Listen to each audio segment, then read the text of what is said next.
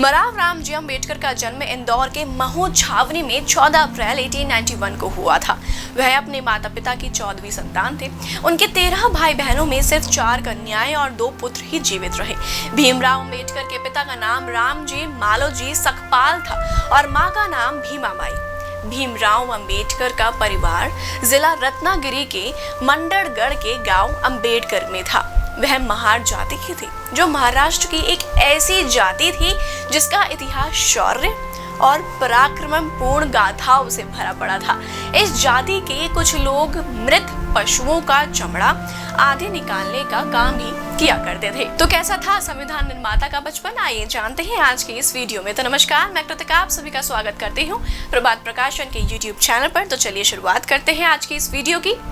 Doctor Ambedkar के दादा मालोजी सकपाल भारतीय फौज से हवलदार के पद से सेवानिवृत्त हुए थे।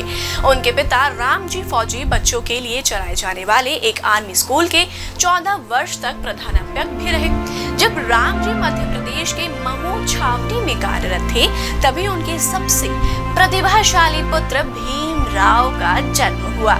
सब उनसे प्यार से भीमा कहकर पुकारते थे। भीमराव के पिता रामजी सूबेदार सेना से 25 वर्ष की सेवा के बाद 1893 में सेवानिवृत्त हुए। वह परिवार सहित अपने पैतृक गांव आंबावड़े के पास दापोली आकर रहने लगे थे। जब भी वह छोटे बच्चे ही थे तो वह बच्चों के साथ बहुत शरारतें किया करते थे। वहीं वह पेड़ों पर चढ़ जाया करते थे तो कभी बच्चों के साथ झगड़ा किया करते थे। हर रोज लोग भीवा की कोई ना कोई शिकायत लेकर उनके पास आया करते थे, पर भीवा इन सबसे अनजान अपने बचपन में खोए रहते थे। उन्हें नहीं पता था कि भविष्य में उसके साथ क्या होगा। भीवा का जीवन बाधाओं से भरा हुआ था। ऐसी पहली बाधा वर्ष 1894 में आई। दापोली के म्युनिसिपल शिक्षण विभाग ने यह तय किया कि वह अपने विद्यालय में अछूत बालकों को दाखिला नहीं देंगे। रामजी और अन्य सेवानिवृत्त सैनिकों ने इस अन्याय के लिए आवाज उठाई, पर उन्हें इसमें सफलता नहीं मिली। आखिरकार रामजी को अपने परिवार के साथ बंबई जाना पड़ा। बंबई में रामजी जैसे व्यक्ति के लिए जीवन आसान नहीं था, खासकर तब जब वह रामजी जैसा बेरोजगार और सेवानिवृत्त अछूत व्यक्ति हो। फौजी होने के कारण उन्हें किसी तरह एक स्टोर कीपर के रूप में PWD के सतारा दफ्तर में काम मिल गया था।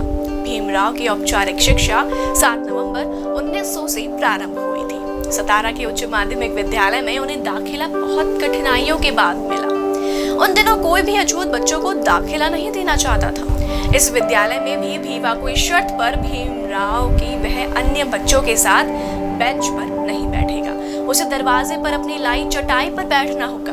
यह शर्त बहुत ही ज्यादा अपमानपूर्ण थी, पर भीवा के पिता ने उन्हें समझाया कि सिर्फ पढ़ाई ही नहीं, उनके इन सब दुखों का एक मात्र निवारण है।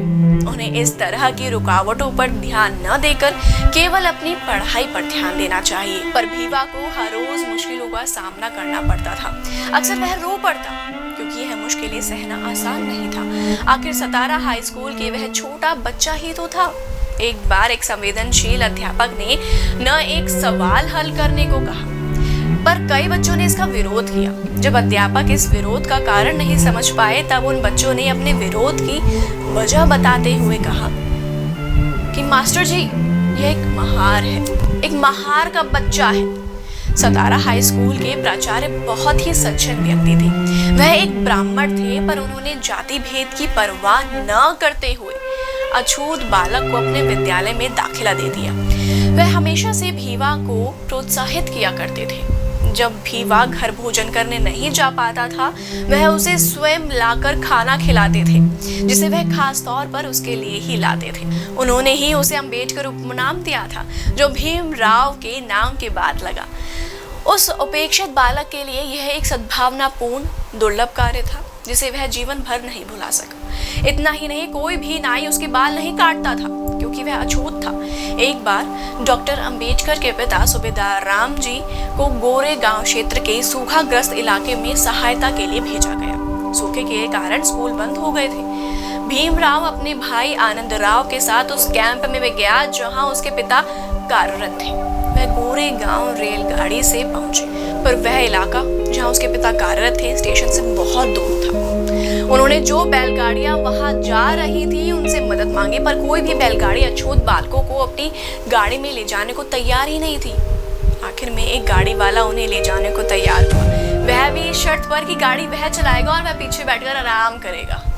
भीवा को 1.5 दिन तक बैलगाड़ी चलानी पड़ी, वह भी प्यासे रहकर, क्योंकि अछूत जाति के लोग गांव के कुओं से पानी तक नहीं पी सकते थे।